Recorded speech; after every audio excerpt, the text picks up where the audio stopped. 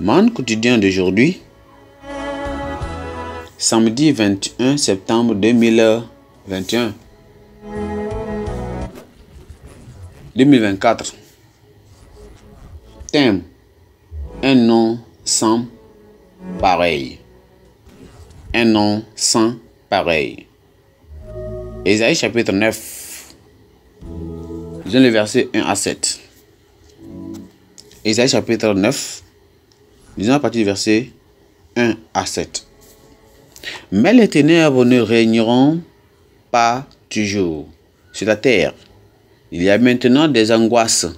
Sur les temps passent, ont couvert d'opprobre le pays de Zabulon et le pays de Nephtali. Les temps à venir couvriront de gloire la contrée voisine de la mer, au-delà du Jourdain, le territoire des gentils. Le peuple qui marchait dans les ténèbres voit une grande lumière. Sur ceux qui habitaient le pays de l'ombre de la mort, une lumière resplendit. Tu rends le peuple nombreux, tu lui accordes de grandes joies. Il se réjouit devant toi, comme on se réjouit à la moisson, comme on pousse des cris d'allégresse au partage du butin. Le verset 5-4. Car le joug qui passait sur lui, le bâton qui frappait son dos, la verge de celui qui l'opprimait, tu les brises comme à la journée de Madian.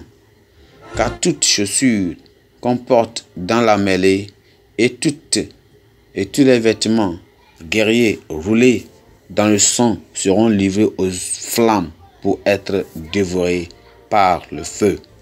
Verset 6. Car un enfant nous est né, un fils nous est donné, et la domination reposera sur son épaule. On l'appellera admirable, conseiller, Dieu puissant, Père éternel, Prince de la paix. Verset 7. Dieu, donné à l'empire de l'accroissement et une paix sans fin au trône de David et à son royaume, l'affermir et le soutenir par le droit et par la justice dès maintenant à tort et à toujours. Voilà ce que fera le zèle de l'Éternel des armées. Gloire à Dieu. Le verset clé, c'est le verset 7 et 6. Quand un enfant nous est né, un fils est donné, à la domination reposera sur nous, son épaule. On l'appellera admirable, conseiller, Dieu puissant, Père éternel, Prince de la paix, donné à l'empire et l'accroissement et une paix sans fin au trône de David et à son royaume, d'affermir et de soutenir par le droit et par la justice, dès maintenant et à toujours. Voilà ce que jugera, ce que fera le zèle de l'Éternel des armées. Amen. Les noms ont des significations particulières et révèlent parfois les circonstances ou la situation dans lesquelles un enfant naît.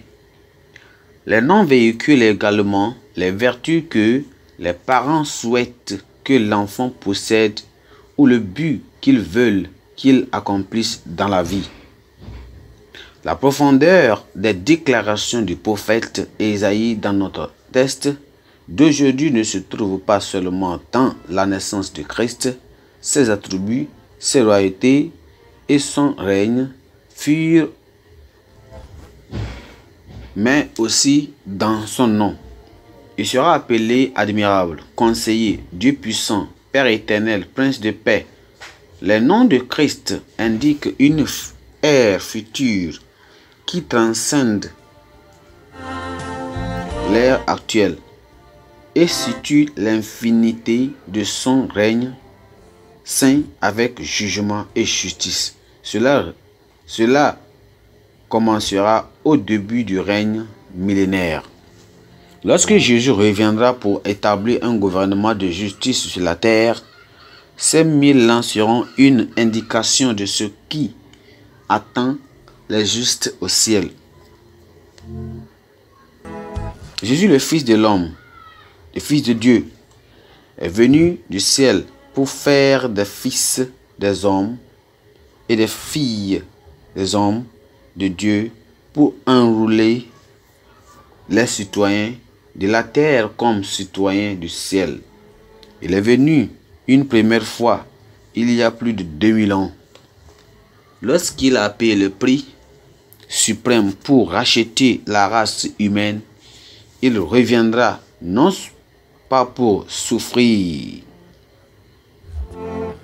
et mourir comme un criminel condamné, non pas pour être suspendu à la croix pour porter les malédictions de l'homme et être exécuté comme le porteur du péché de l'humanité, mais pour régner éternellement. Il reviendra pour régner éternellement.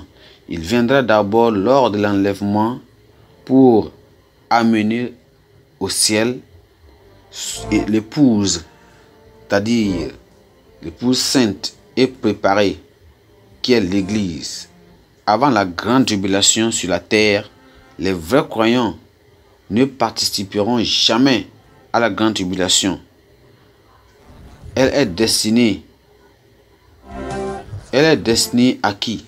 Elle est destinée à tous les impies parmi eux, de tous les actes d'impiété qui ont commis et de toutes les paroles injurieuses qu'ont professées contre lui et les pécheurs impies. Selon Jude, chapitre 1, le verset 15. C'est maintenant qu'il faut rectifier le tir. Se réconcilier avec Dieu est quoi? C'est d'accepter l'offre de salut de Christ. Le chemin de la vie est parsemé de dangers et d'embouchements qui amènent généralement au péché et à la séparation éternelle avec Dieu. C'est pour cette raison que Dieu lui a donné une raison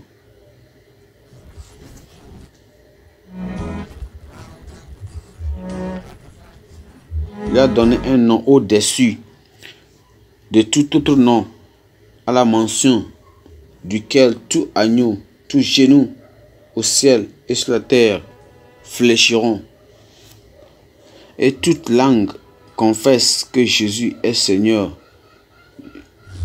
Jésus est venu inviter aujourd'hui tous ceux qui sont dans le péché à la repentance.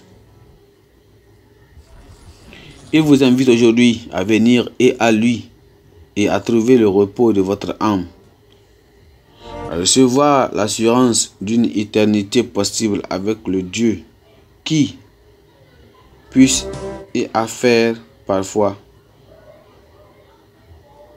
partie du gouvernement unique qu'il introduira sur la Pâque ou bien sur la terre à la fin des temps.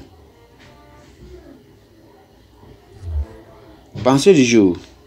La foi au nom de Jésus est la clé qui ouvre toute dimension. La foi au nom de Jésus est la clé qui est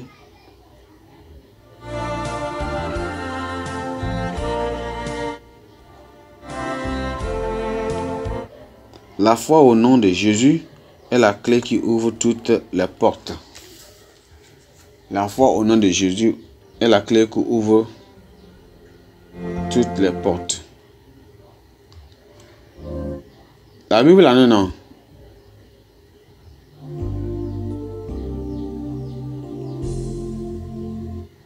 Nombre chapitre 33 à 34. Amen.